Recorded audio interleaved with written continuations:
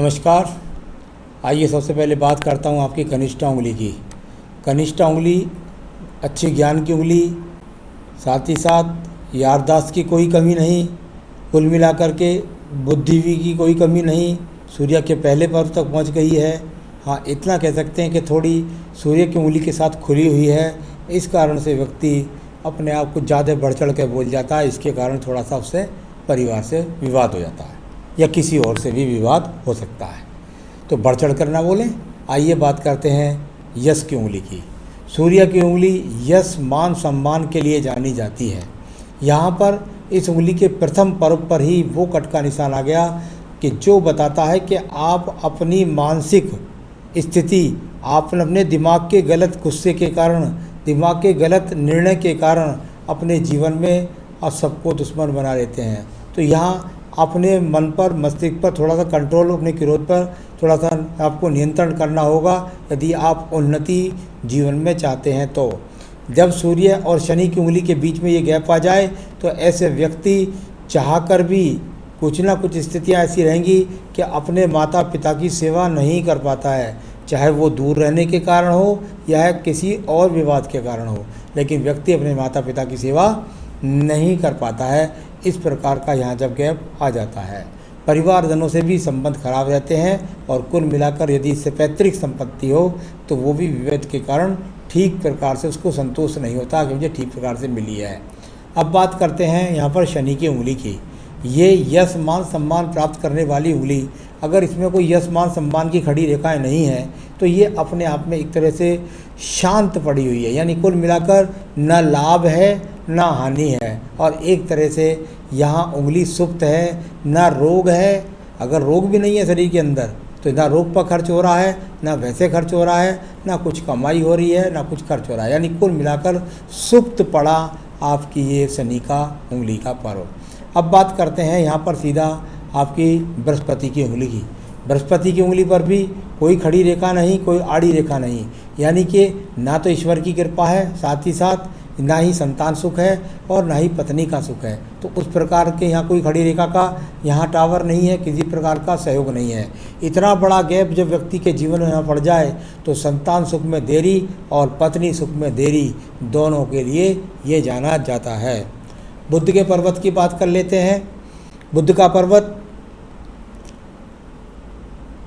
और यहाँ पर कोई भी खड़ी रेखा नहीं, कुल मिलाकर पर्वत फूला हुआ, और जब खड़ी रेखा यहाँ ना हो तो व्यक्ति कोई बिल्कुल एकदम धन के साधन की समझ लीजिए समाप्ति, यानी धन का कमाना कुछ नहीं, साथ ही साथ खड़ी रेखा नहीं तो संतान का सुख सहयोग भी नहीं।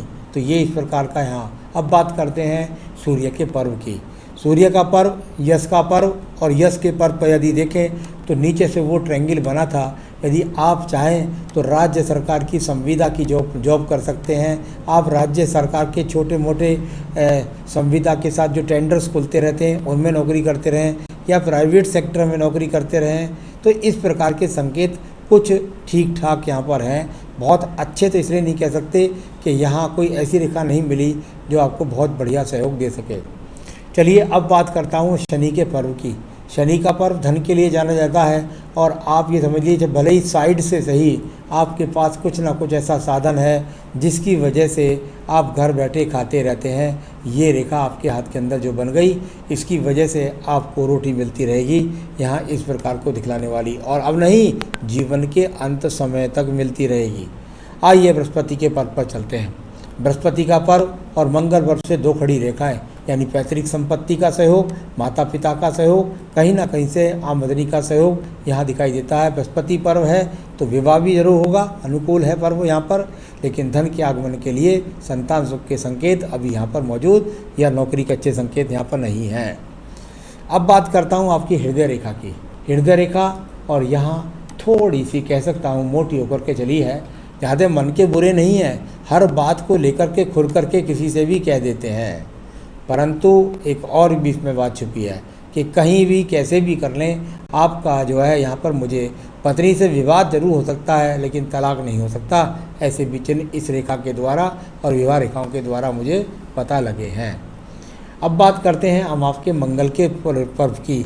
ये मंगल का पर्व और ये वो रेखा है, पर्वत है आपके पास में। यहाँ अगर देखें तो इस पर रेखाएं हैं, कुछ काटने वाली रेखाएं, यानी कुछ ज़मीन से जायदाद के कार्य अगर करें, आप खेती बाड़ी करें या कुछ घर में घर वालों का सहयोग दें, इस तरह के संकेत हैं यहाँ पर। लेकिन बहुत अच्छी ऊर्जा वाली रेखा नहीं है जो ज़्यादा व्यक्ति देर तक काम कर सके और टिक करके काम कर सके, ऐसी रेखा यहाँ पर नहीं है।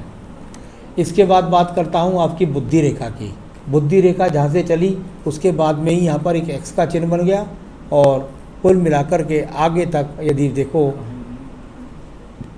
यहाँ एक आड़ी रेखा ने काटा, एक इस तरह से काटा। ये अपने आप में बुद्धि रेखा पहले समानांतर रूप से चल रही थी, फिर एकदम थोड़ा सा यहाँ से डाउन होकर नीचे की तरफ चली गई, और फिर जाकर के आगे ये कई सारी रेखाओं से दूषित हो गई। यानी कुल मिलाकर के बुद्धि के निर्णय, ये आकस्मिक रेखाएं जो हमेशा नहीं रहेंगी। बुद्धि के गलत निर्णय के कारण आपको नुकसान का सामना। द्वितीय मंगल पर्वत पर किसी भी मुकदमे के, झगड़े के, झंझट के कोई योग नहीं है। यानी कि वर्तमान में झगड़े, झंझट, मुकदमे के कोई भी योग नहीं दिखलाई देते। अब बात करता हूँ इसके बाद में मैं आपके सीधा चंद्र पर्वत की।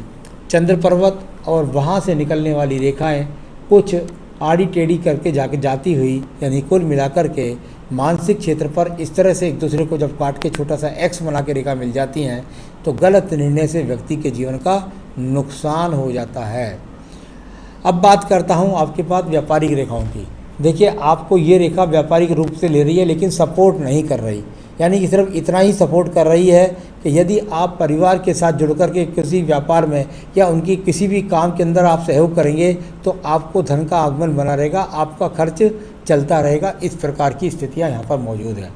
आइए इसका एक दूसरा चिन्ह भी दिखलाता हूँ। ये भाग्य रेखा आपकी दूर स्थान से निकली, यहाँ से गई, और एक यहाँ आपकी आयु रेखा से, यानी कि परिवार के साथ सपोर्ट के द्वारा और दूर स्थान से जुड़ करके यदि आप कोई नौकरी काम करेंगे तो आपके जीवन के अंदर जरूर आपको तरक्की मिलेगी। तो चलिए, ये अब ये हो गया। अब शुक्र पर्वत की बात करता हूँ।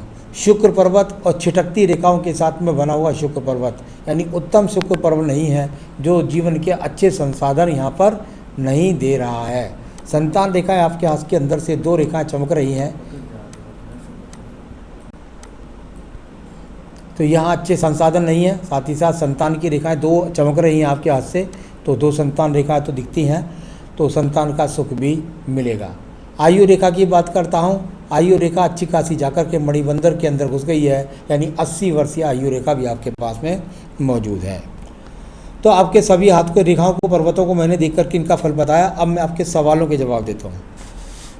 आपने कहा 10 साल हो गए, 12 पास किए, तब से कोई काम नहीं है। एक बार मर्चेंट नेवी में गया, जॉब मिली लेकिन उधर पैसा नहीं मिला, सैलरी नहीं मिली, इसलिए वापस आ गया।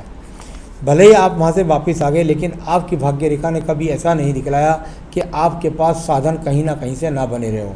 लगातार आपके पास धन के साधन तो बने रहे, इस बात को तो आपकी भाग्य रेखा बताती है। चाहे वो परिवार से बने रहे या किसी भी रूप से बने रहे, लेकिन आप उसको बना ही लेते हैं, ये यहाँ पर दिखलाने वाली स्थिति। एक बात और, आपकी चंद्र रेखा यहाँ से निकली है निचले वाले चंद्र पर्वत पर। ये निचले चंद्र पर्वत से जब रेखा संबंध बनाती है और इस तरह मिलती है, तो व्यक्ति बुरी आदतों का या बुरे चरित्र का शिकार हो जाता है, जिससे अपने काम पर खुद कुल्हाड़ी चला लेता है। तो चलिए, ये आपको बताई। अब मैं बताता हूँ आपको आगे के बारे में। 2019 में शादी हुई थी और यहाँ पर दारू पीने के चक्कर में फर्स्ट वाइफ से मेरा जो है मायके चली गई, वापस आएगी कि नहीं।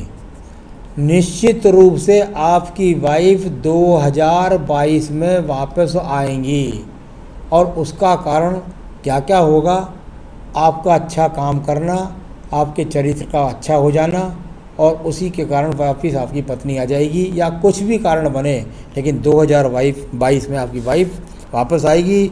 दूसरा विवाह आपका नहीं होगा। क्या मैं फ़ौरन जॉब करने जाऊंगा या उधर सेटल होऊंगा? अगर जाऊंगा तो कब तक? फ़ौरन जाने का कोई चांस नहीं है। जो ये चंद्र पर्वत नीचे से निकल कर के आई है, ये बुरी रेखा के रूप में बनते हैं। यानी कुल मिलाकर के फ़ौरन का तो मुझे नहीं लगता, लेकिन इतनी बात ज़रूर लगता है कि जब तक आप घर से दूर नहीं जाएंगे, तब तक आपके जीवन के अंदर आपको तरक्की, आपको नौकरी में तरक्की नहीं मिलेगी। यानी घर आपको छोड़ना ही पड़ेगा, उसके बाद से आपके जीवन में तरक्की, उन्नति मिलेगी। ऐसा मैं 9 महीने तक के लिए बोल रहा हूँ। ऐसा भी संभव है कि आपका कोई ऐसा कॉन्ट्रैक्ट बन जाए जिससे आप विदेश जा कर के कमाएँ, क्योंकि दूर स्थान से जुड़ने का बन गया है तो विदेश तक पहुँचने में कितनी देर लगती है। तो ऐसा 2021 में निश्चित रूप से आपके साथ घटित होगा। आप दूर स्थान से जुड़िए, तभी आपको लाभ होगा, तभी आपकी ज़िंदगी में बाहर आएगी। किसी काम में मन नहीं लगता, कुछ करने की इच्छा नहीं होती, घर वालों से अक्सर लड़ाई हो जाती है। वो तो सब ऊपर मैंने देख लिया कि घर वालों से तो आपका बात बनेगा ही नहीं। घर वालों का तो कोई काम हो तो उसमें सहयोग करें तो ज़्यादा अच्छी बात है, उससे आपका जरिया चलता रहेगा। क्या मेरे पर कोई ऊपरी साया है, मुझे क्या जॉब करनी चाहिए? बिल्कुल नहीं, आपके हाथ के अंदर कोई ऊपरी साया नहीं है। सिर्फ़ और सिर्फ आप स्वयं से ही डिस्टर्बेंस हैं, और ये दो भोग काल है, ये आपका जल्दी ख़त्म होने वाला है, चिंता ना करें। बुढ़ापा कैसा रहेगा? अरे बुढ़ापे की छोड़िए, आप 2022 के बाद आपका समय अच्छा शुरू हो जाएगा। ये रेखा जो यहाँ पर काट रही है, इसके बाद ये अनुकूल चली जाएगी ऊपर को, तो यहाँ से आपके जीवन में उसके बाद आपका सब कुछ फाइनेंशियल स्टेटस भी ठीक होता चला जाएगा, परिवार वाली पत्नी भी आ जाएगी और सब कुछ ओके हो जाएगा। आइए मैं कुछ उपाय बताता हूँ, ये कर लीजिएगा तो आपको जल्दी और जल्दी आपको सफलता प्राप्त होगी। आपको एक बेहतरीन सा फायर ओपल इस उंगली में पहनना है, जितनी जल्दी हो सके पहने। यदि आपको मिल जाए तो ठीक है, नहीं मिले तो हमसे संपर्क करें, हम आपके स्थान तक पहुंचा सकते हैं। फायर ओपल यहाँ पहनना है। पूजा में रोज़ाना बुद्धि को सही रखने के लिए रुद्राष्टकम आपको पढ़ना है। रुद्राष्टकम भगवान शिव की पूजा में आपको लिंक भेज दूंगा, वो पढ़ें। साथ ही साथ संकट नाशन गणेश स्रोत, उसको रोज़ पढ़ें। ये दोनों पूजा पढ़ें, और शुक्रवार के दिन किसी भी माता के मंदिर में सुबह के समय जाएं नहा धो करके, और वहाँ पर चीनी, कभी दूध, कभी चावल कच्चे, कभी खीर बनी हुई, कभी सफ़ेद मिठाई, इस तरह के वस्त्र माता रानी को आप प्रणाम करके और उनसे घर में अपने घर की गृहस्थी का सुख मांगें और वहाँ पर चढ़ा करके आएँ। आपका जीवन दोबारा से सुखी हो जाएगा। यही मेरी शुभकामनाएं। नमस्कार।